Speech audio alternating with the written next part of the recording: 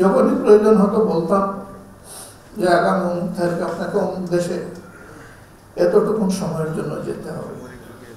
কখনো একটিবারের জন্য বলেন আমার তো অন্য একটা অ্যাসাইনমেন্ট আছে।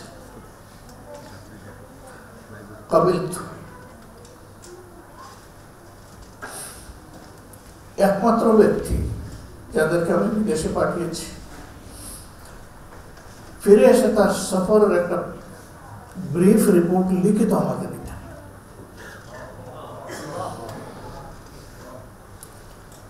হাতে যাওয়ার সময় কিছু হাত খরচ দিতাম, কোন সময় ইনট্যাক্ট ফেরত দিতেন, আবার কোন সময় তার সাথে যোগ করা আরো কিছু অর্থ দিতেন।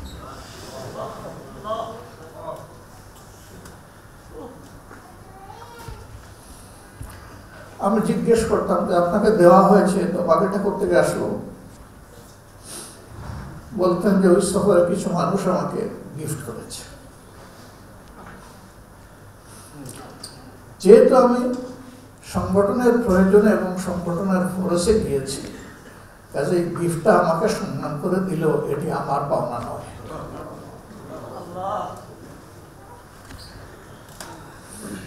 হে আল্লাহ, তোমার এগুলোকে শান্তি এবং বিরাম দিতে পারি না। অবিরাম চলা একজন নীরব সহকর্মী, সমস্ত বিশ্রামের ঘাটতি আল্লাহ এখন তুমি তারা পূরণ করে দাও। পরম প্রশান্তিতে এবং বিশ্রামে তাদের তুমি তোমার জান্নাতের বাগিচা এখন রাখো।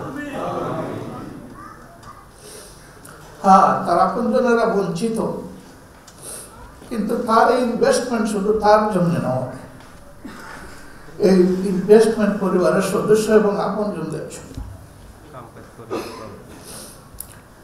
এই অঙ্গরে কাজ করতেন, বেশিরভাগ সময় তিনি চট্টগ্রামে থাকতেন। আমি চট্টগ্রাম ওয়ালাদেরকে বলেছিলাম এই মানুষটার উপরে চাপ হচ্ছে, তোমরা ছেড়ে দাও, তুমি চলে আসো তার পরিবার সহ। তারা ছাড়লো না, আমাদের এটা লাগবে ওটা লাগবে ওটা লাগবে, যার কারণে চাপটা আরো বেশি হয়েছে। চট্টগ্রামে থাকা অবস্থায় এই অঙ্গনের সাধারণ একজন সংস্কৃতি কর্মী, একজন শিল্পী, একজন সাহিত্যিক, একজন কবি, একজন প্রবন্ধকার হয়তো বা অসুস্থ হয়েছে। তিনি ওখান থেকে অ্যাটেনশন ড্র করে অত্যন্ত মায়াবী কণ্ঠে বলতেন, আমির জামাত আপনি কি একবার যাবেন? লোকটাকে দেখে আসলে উনি প্রশান্তি পাবেন। আমার মনে হতো তিনি যেখানেই থাকেন তিনি তার সহকর্মীদেরকে পুরোপুরি তার অন্তরের বিছানায় ধরে রাখতেন। আমরাও দায়িত্ব পালন করি। আমি তো পারি না, যদিও পারা উচিত। তার ইন্তেকালের সাথে সাথে খুঁজছি এই জায়গায় এখন কার উপর চাপ দেব, পাচ্ছি না, এখনো পাইনি।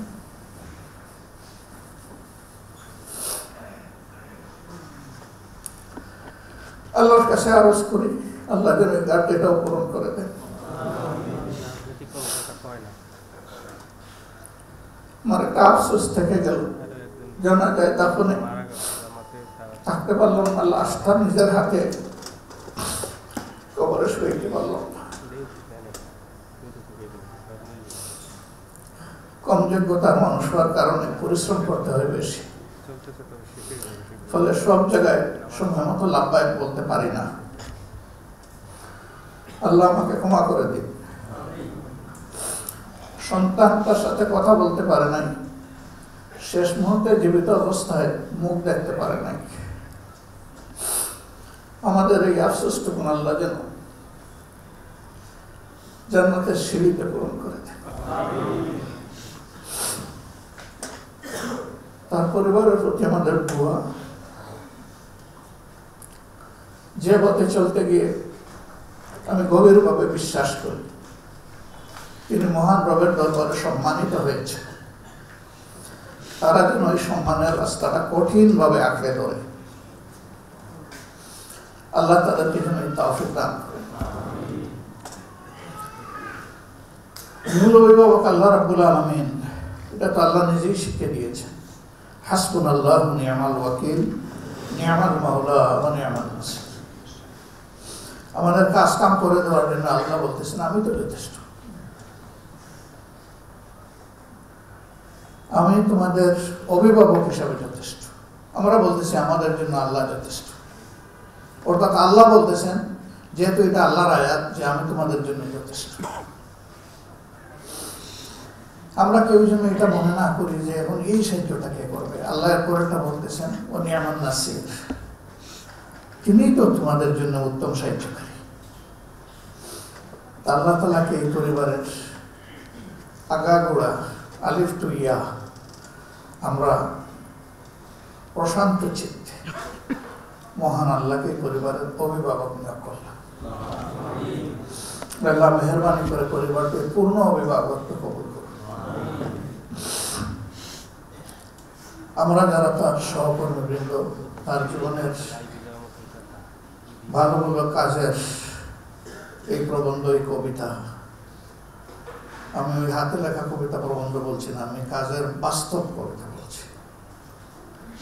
সেই কবিতাগুলো যেন মন দিয়ে বুঝি, পাঠ করে, অনুসরণ করে আল্লাহ যেন তৌফিক দেন।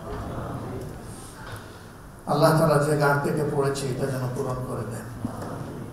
পরিবারকে যেন আল্লাহ সবরে জামিল আতা করেন। ভাইকে যেন আল্লাহ তাআলা জান্নাতের আ'লা দারাজা দান করেন। এই যে লোকগুলা পরস্পরকে শুধু আল্লাহর জন্য ভালোবাসে, কঠিন ময়দানে আল্লাহ যেন আমাদের একটা মহামিলন ঘটিয়ে দেন। নবীন, সিদ্দিকীন, সালেহিনদের সাথে আল্লাহ যেন আমাদের সকলের এবং আমাদের ভাইয়ের হাসন নসিব করেন। যদি এইটুকু আমাদের কিসমতে এসে যায়, আলহামদুলিল্লাহ, আলহামদুলিল্লাহ, আল্লাহ জাহান্নাম থেকে আমাদেরকে মুক্তি দিয়ে দেবেন। এটি আমাদের চরম এবং পরম আকাঙ্ক্ষা। আর আল্লাহর পক্ষ থেকে এটি পাওয়া হবে আমাদের জন্য চরম পাওনা। সুবহানাকাল্লাহুম্মা ওয়া বিহামদিকা আশহাদু আল্লা ইলাহা ইল্লা আনতা আস্তাগফিরুকা ওয়া আতুবু ইলাইক। আসসালামু আলাইকুম।